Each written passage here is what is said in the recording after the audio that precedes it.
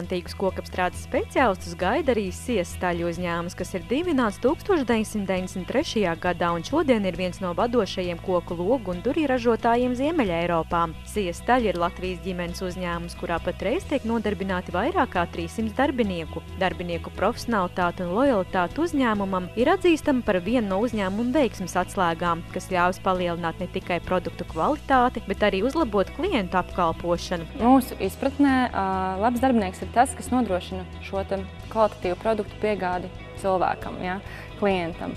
Un mūsu uzņēmumā tam ir ļoti liela nozīme. Uzņēmums turpina augt un attīstīties, ieviešot aizvien jaunus un inovatīvus risinājumus ražošanas procesā.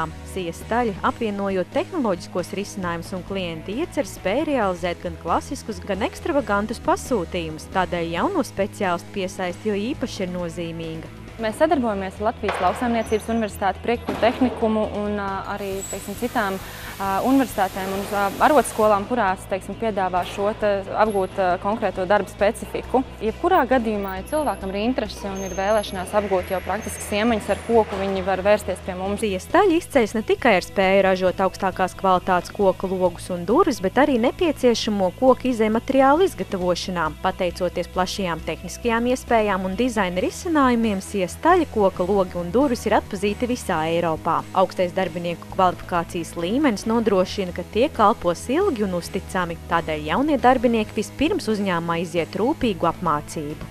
Mēs vairāk vai mazāk praktizējam šo mentoringa programmu, ka mēs izvēlamies no mūsu ražošanas ceha cilvēkus, kuriem varbūt ir lielākā pieredze, kur ir zinošākie, un mēs pieliekam klāt šo jauno darbinieku. Tātad viņi strādā dienā kopā, roku rokā.